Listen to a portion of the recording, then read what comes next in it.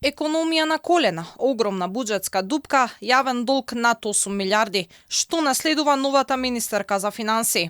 Она што во моментов се случува со државната каса е далеку поразлично од состојбата која ја наследи ВМРО ДПМН во 2006 година. Гордана Димитриевска-Кочовска во улога на чувар на државната каса пред себе има огромен предизвик. Вели дека првите 100 дена ќе се посветат на анализи каде се трошеле парите, какви се состојбите и како дошло до ваква ситуација.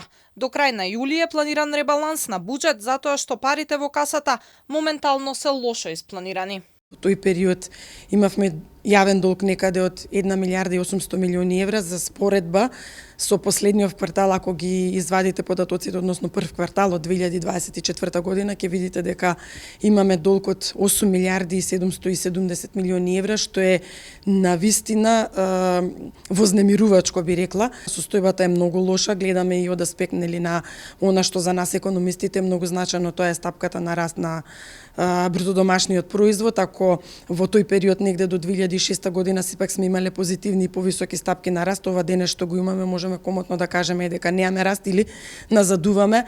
Во првата година од мандатот ќе треба да се направи фискална стратегија и стратегија за управување со јавниот долг и ќе се работи да се поврзуваат тековно податоците од УЈП и царина, за да нема понатамошни злоупотреби со наплата на даноци. Ребалансот на буџетот ќе мора да се направи во брзо време затоа што моментално според неофицијални податоци недостигаат околу 120 до 150 милиони евра кои не се испланирани, а се однесуваат за тековни трошоци. Мора да ја знаеме структурата во делот на даноците по дејности, независно дали станува за ДДВ, за персонален данок, дали со цел, данокот на добивка и така натаму, со цел да видиме секоја дејност како учествува, што ни се случува и така натаму, и нормално борбата со сива економија, тоа е нешто кое што кога зборувам за поврзување помеѓу двата системи, царина и УЈП, суштината е тоа да ја спречиме сивата економија.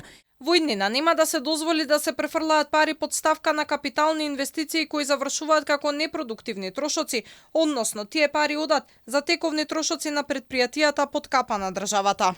Многу внимателно ќе работиме и ќе ги контролираме сите останати институции кога пополнуваат налози или реализираат налози, да се внимава за каков трошок станува збор, да се употреби соодветно конто, тоа значи соодветно прикажување и реално прикажување на финансиските извештаи за државата.